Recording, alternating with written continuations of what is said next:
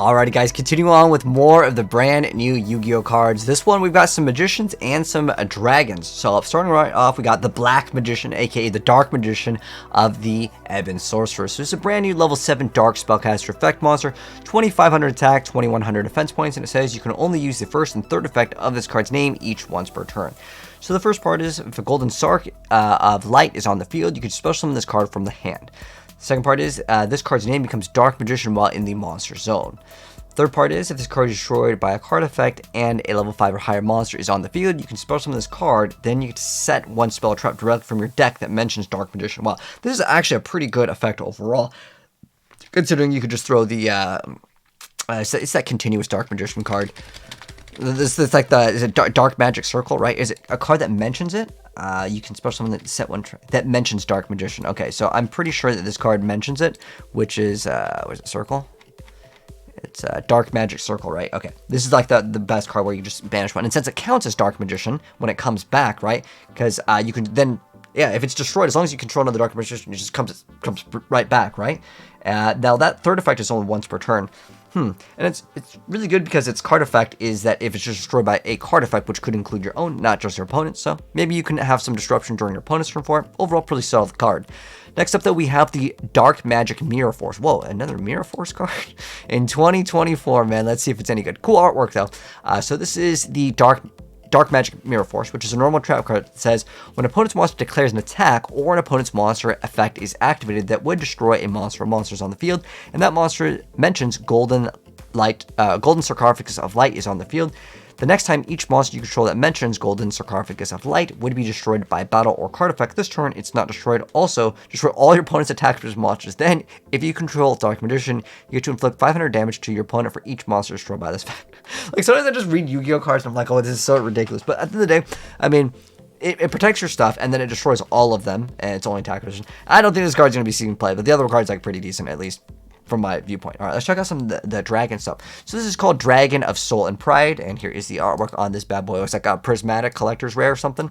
And anyways, it is a level 8 Dark Dragon special summon effect monster, 2500 attack, 2500 defense points, and it says it cannot be normal summoned or set. It must be special summoned from your hand by your opponent, having 25 or more cards in their graveyard. The other first effect is if you have 25 or more cards in your graveyard, it gains 2500 attack and defense. Yeah, I mean, honestly, unless grass comes back into the game, and even then, like, if your opponent pops off and goes through 25 cards, I'm pretty sure you gotta give him the handshake and say GG, because you probably already lost the game. I don't know, that's gonna be pretty hard. I mean, yeah, if you can get 50 cards in total, I mean, yeah, it's a 5,000, and it, you know, it's a free card, right? But overall, yeah, I'm skip out on that one in terms of it being good. Anyways, Nightmare Apprentice. So level 6 Dark Illusion effect monster, more spellcaster support. So it says that you can only special summon with the first effect of this card's name once per turn. You can only use the second effect of this card's name once per turn. So the first part is you can just special summon this card from your hand by just discarding a card. Okay, good. Second part is if this card is normal or special, you get to add one illusion monster from your deck to your hand except for itself. Amazing. And if this card battles a monster, neither can be destroyed by battle because it's illusion. Fantastic card coming out in Legacy Destruction. Next up, that we have Throwing Tantrum Tike over here. Here is the artwork on this card, and it's shot on an iPhone 9 Pro. Like, what is this? Anyways, 0/0 for the stats, and it's a Fire Beast, rank 1. 2 level 1 monsters for the sum. Once per chain, if the activation of a card or effect is negated, you can attach up to 1 card from each graveyard to this card as material, and it gains these effects based on the number of materials attached to it. So 1+, it gains 7 attack and defense for each material, so it comes out at 14, and easily it'll be at least 21, right? 4th, it cannot be destroyed by battle by card effects. Ooh. The 8th one is, as a quick effect, you attach 4 materials to destroy all cards on the field. Wow, that actually has definitely instantly super good potential. Comment in OCG, confirms short print, secret rare in the TCG, $100 card. Like, it's actually pretty good though, like genuinely, specifically because, yeah, keep in mind, it's 1 attach for each graveyard. So every time something happens, that's plus 14, and it comes out at 14, right? So instantly it's going to be 28 as long as you get the effect once.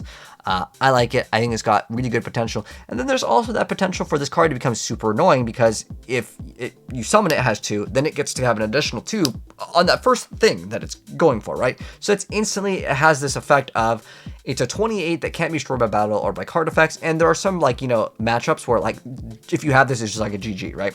So I like it, and then it's got another good effect. Now, this one's going to be a little bit more difficult, and this is, activation or card effect is negated, and that's once per chain, not once per turn.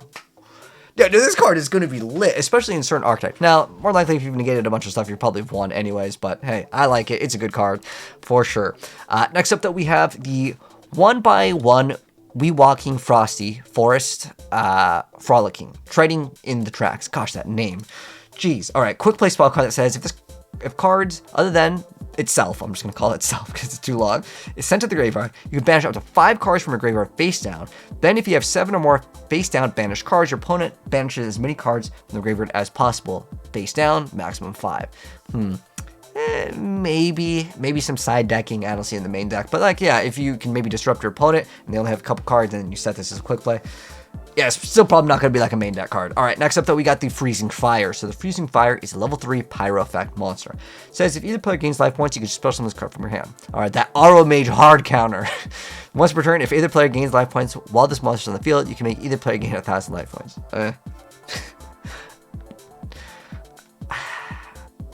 It might be viable in some other decks, though. Now I'm also thinking about, like, can we just, like, somehow tech this in, like, reverse burn? Because then, if someone gains life points, because there are some things in reverse burn where, like, you heal, then your opponent takes some damage, it, like, separates further. You can just do another 1,000 burn damage, and it might be able to actually set up for some OTKs.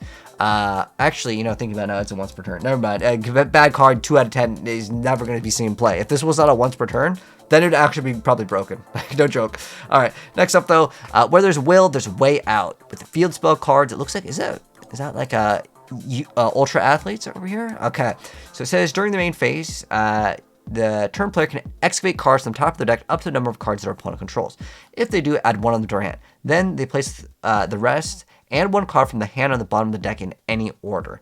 Then once per turn during the end phase, the turn player that activated 9 cards or more with this card's effect this turn can activate this effect. Shuffle all cards on their opponent's field and graveyard into the deck. Wow, that is potentially really good. But, like, 9 cards, yeah, that's a little bit pushing it. But, like, if I excavate, I add 1, and then I have to place the rest and 1 card from their hand. So that means I activate this, and then, you know, I have to place 1. So that's a 2 for 1 card. Now, the upside, though, is it is technically a field spell, so you can get more uses out of it. And if you draw, like, Wolf, Light, Swarm, Beast, well, hey, you know, you could just put them back.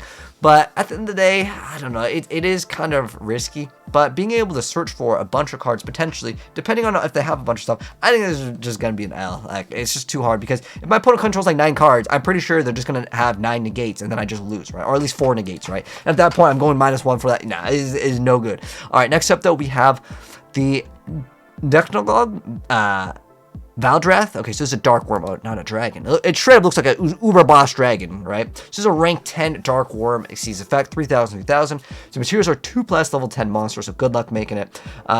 Says you can only use the first, second, and third effects of this card's name each once per turn. So the first part is when an opponent activates a card or effect as a quick effect, detach a material from this card, negate the activation. Then you can detach 1 material from this card, then destroy 1 card on the field. Okay, so it's a negate and destroy. Yeah, looking pretty good. Second part, at the start of the damage step, this card with material attacks, you can destroy 1 card on the field. Third part is, if it succeeds, someone card is destroyed, you can destroy a card on the field. I like it. It's good. It's a pretty solid, like, boss monster. Relatively, like, yeah, I'd say it's pretty fair, too. Like, it's 2 level 10s. You have a lot of other options for certain archetypes, like machines. But Valrath definitely is a pretty solid card overall. But that's what we're going to cover in this video of what was in Legacy of Destruction, as well as in... this is actually, most of these were Legacy Destruction. Sometimes the pictures were kind of potato quality, but we still have more new Yu-Gi-Oh cards to cover. So, if it's the first time here and you want to see the rest of them, make sure you guys sub with the bell notification on, because we'll be dropping a lot more new Yu-Gi-Oh cards. I'll catch you guys in the next video. Peace out.